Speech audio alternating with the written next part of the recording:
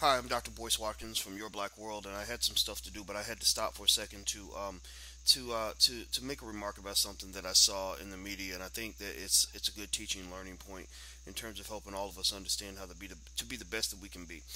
Floyd Mayweather, the great fighter that he is, the big money man that he is, recently told Stephen A. Smith that he was better than Muhammad Ali, and he explained why, and his reasons made sense. He talked about the rope a dope and how he'd never let another man just beat up on him the way Ali let Foreman beat him up and tire himself out.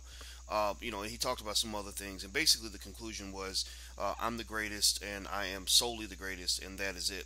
And I saw this and I thought it was interesting. Mayweather's known for kind of saying things that are outrageous, and that's a marketing strategy for him. He does it very well. He goes with the Money Mayweather brand, which is why he goes out of his way to really show, the excessive materialism that he has. He'll say, "I threw $100,000 away at the strip club," or "I have a mouthpiece that's worth $25,000," or "I have three or four Maybachs and Bentleys and all this stuff." And for him, that's part of the brand. And then what he does is he goes in the ring like the expert tactician that he is, and he takes down his opponents systematically one by one.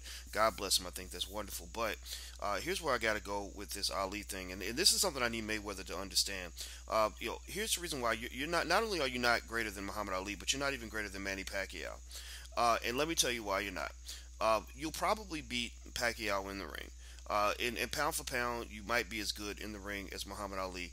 But one of the things that these two guys understand, which I don't think Mayweather will ever get, is the greatness of an athlete, the greatness of a fighter, the greatness of a black man, the greatness of a human being goes far beyond what you do when you're out working for massa out in the ring. And I take that the massa part out. That was kind of mean. But the point is that you're very good at what you're supposed to do. You're a very good boxer, but that's all you are. And that's what you have to understand. You see, Manny Pacquiao is not just a great fighter who makes a lot of money. Manny Pacquiao understands his role in the community and in the world when it comes to using his power, his reach, his ability, his access, his influence, his money to elevate other human beings. Back in his home country, he supports lots and lots of families. He fights for his community. If I'm not mistaken, he's run for elected office. He understands that boxing is a tool and a vessel and a vehicle for the betterment of the lives of the people that he loves and that he cares about.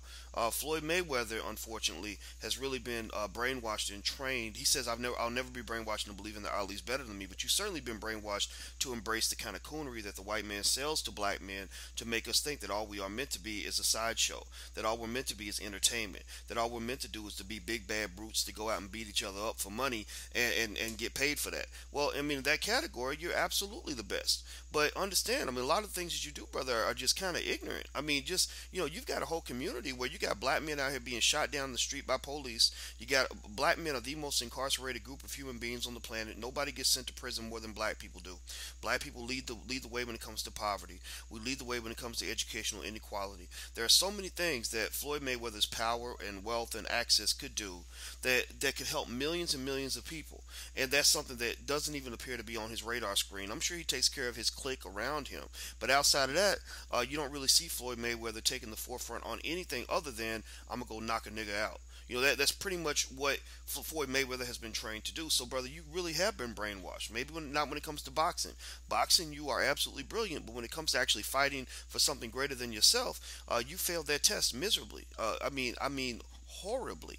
If you want to know why Ali is the greatest, and this came up when Ali went up against Michael Jordan for the greatest athlete of the 20th century. When they had that vote, there was no contest between Ali and Jordan because Michael Jordan could never be what Ali was. He would never want to be what Ali was. Floyd Mayweather can't be what Ali was. The reason Ali was the greatest was because Ali understood that he was a vessel for God.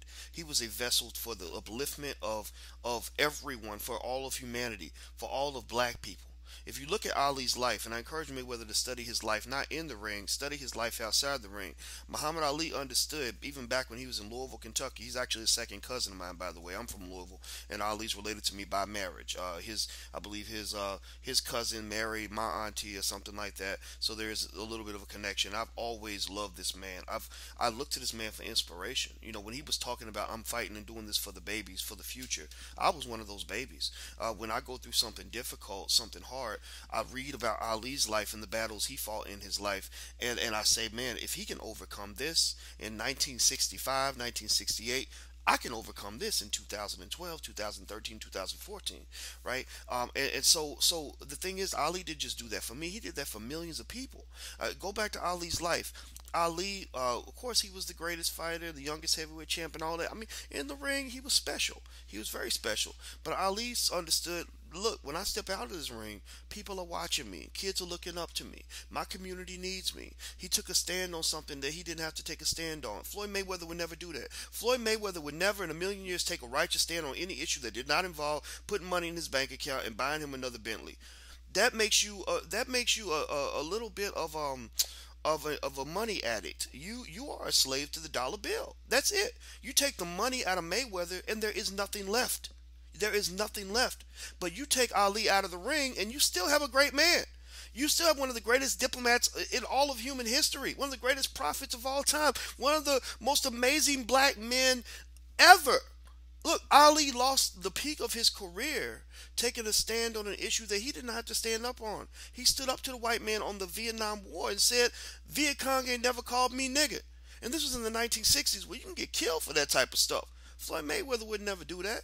Muhammad Ali stood next to Malcolm X in the Nation of Islam and said, right after he won that title, and said, I'm a black Muslim. Black people need me. I love my people.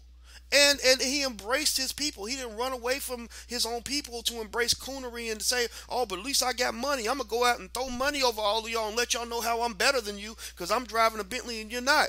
He didn't do that. Ali would come to town and the kids would chase him and he would play with the kids and he would embrace people in the barbershop and he would empower people. He gave people a degree of inspiration, courage, love, and power that they had never felt before. That's what I call Jesus power.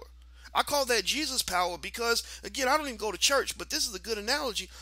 Jesus, if you look at the image of what Jesus is supposed to represent when he's at his most powerful. I don't want to get into the debate over the white man's Jesus or the black man's Jesus. He can be white or black. I don't care. I don't want to get into the debate over what Jesus really did or didn't do. But here's the image, which I like about this image, actually.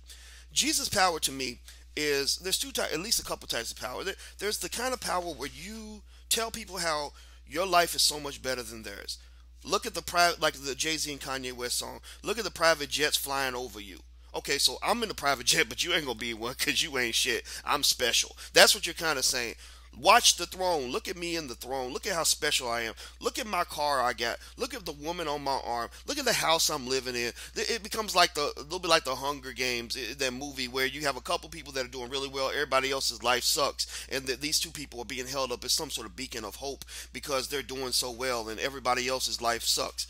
Well, I mean, Floyd, nobody's impressed when you sprinkling money in the air and showing people how much money you got. We know you got money. We know you got private jets. That's not impressive anymore. That's one type of power. The other kind of power is when you say, "Yeah, I'm a great man. I'm very confident. I can do great things in this world." That's what Ali did. Ali was every bit as cocky as Mayweather could ever be. In fact, Mayweather learned his style from Ali, both in the ring and outside the ring.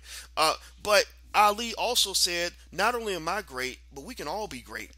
Our whole community can be great.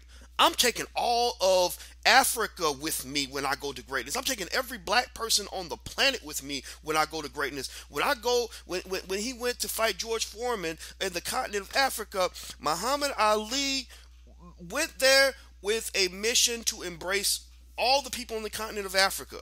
He went out when Foreman was out there doing the Floyd Mayweather thing. Foreman was a little different from Mayweather. He didn't brag about the money he had, but he did have the fancy cars and all this stuff. He kind of had this elitism about him. He didn't want to get near the people because he was better than those people. Apparently, I guess I don't know if that's what he felt or if that's what people told him. But Ali embraced the people. He would go out running. The little kids would be following behind him. By the time he got to the ring, everybody loved Ali so much more than they could ever love George Foreman because Ali said, I'm going to win this for everyone, all black people around the world. He said, I'm carrying all these people with me when I go into that ring. And I think about that, and it really affects me emotionally. As you can tell, I'm almost crying because his greatness was my greatness. When he went out there and I am so sorry. As you can tell, I'm not pretending. I didn't plan on being emotional. Okay, let me gather myself here.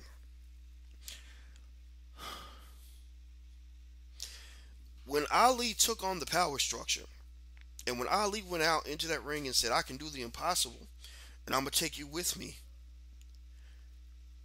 when I see that, I feel like I can do anything too. And and the thing is, Floyd Mayweather, you can't compete with that, man. You'll never know what that means. You'll never be at that level. You'll never be that type of man. You're a great man. You're a great fighter. You're gonna make a lot of money. God bless you for that. But don't you touch Muhammad Ali, because you ain't got nothing on him. You will never in 1,000 years even begin to understand what Muhammad Ali did for this world. So I think you should probably keep his name out of your mouth, because you're not prepared to really educate, talk about him in an intelligent way. Just go do your thing, do what you do, what do best. Go out and flaunt how much money you got, go win your fights, go make your money, and please shut up at that point, because you've been talking for 10 years and it's kind of getting on my nerves a little bit. And I'm not mad about it. I mean, he can do his Floyd can do his thing, but you'll never understand why Muhammad Ali is greater than you could ever be. There's simply no comparison right there. So that's all I want to say. I did not expect to have that reaction, but as you know, I try to keep it real and honest with you. Um, I want to encourage people to really go study Muhammad Ali's life and what he did and how he overcame some of the things he went through, because I think that'll give you the inspiration to deal with the battles that you're fighting in your life, because I know sometimes it's hard. I know for a black man it's really hard out here, but the thing is, you can do it. Because you're the greatest. You come from some of the greatest stock in the history of all mankind, and don't let anybody tell you different. So I'm gonna hang up before I just break down, because I really didn't think I was gonna have that reaction. But by the way, just so you know, I hope we have our new film Resurrecting Black Wall Street, which is coming out. Everyone seems to enjoy what they've seen so far.